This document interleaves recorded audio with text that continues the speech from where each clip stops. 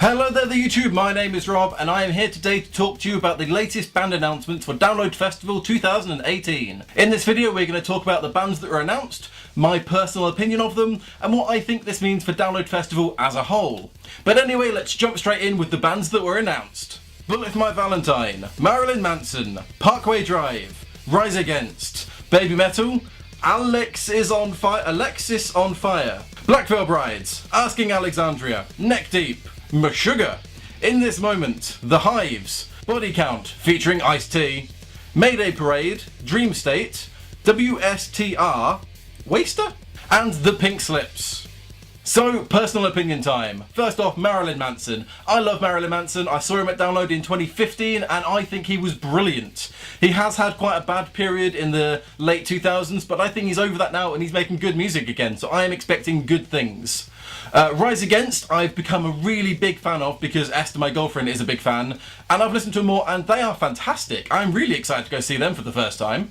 Baby Metal, I really enjoy. I saw them in 2015 when everybody hated them, they hated what they stood for, but people still saw them, and I saw them and I thought they were quite fun. They have a fun, enjoyable, just silly show, and that's all they really mean to be. They don't mean to be anything more serious than that, and I can enjoy them for that. I saw them again in 2016 and people had kind of warmed up to them by then. They'd had the chance to listen to the music and see the shows and kind of just get over the initial shock and hate and all that, and they just enjoyed them for what they were. So them playing in 2018, I expect them to have a much bigger audience and less hate. There are still people out there that don't like them and actively hate them, and to those people I say, I think they are a fun band. I will be seeing them. If you don't like them, don't see them. It's that simple. It really is.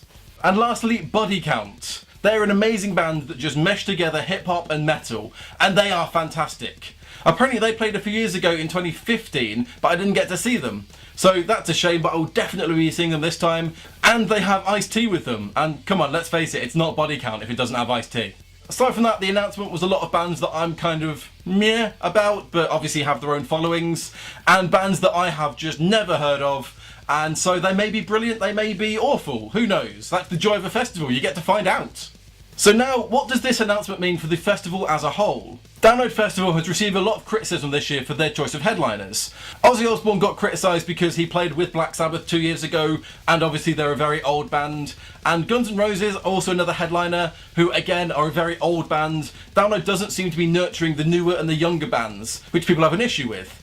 Including me. If you watch my other videos, I also have an issue with that. It's not the worst thing, but it's something they can improve on, shall we say.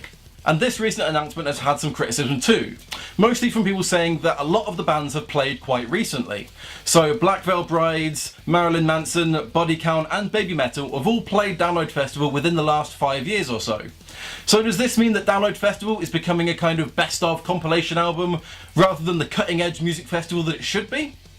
No! Basically, what I think they've done is they've found bands that have played the festival before, got a good reception and invited them back. That's not necessarily a bad thing. I think maybe they are taking the easy route and getting bands that got a good reception and inviting them back, rather than inviting some of the newer, younger bands with smaller followings in.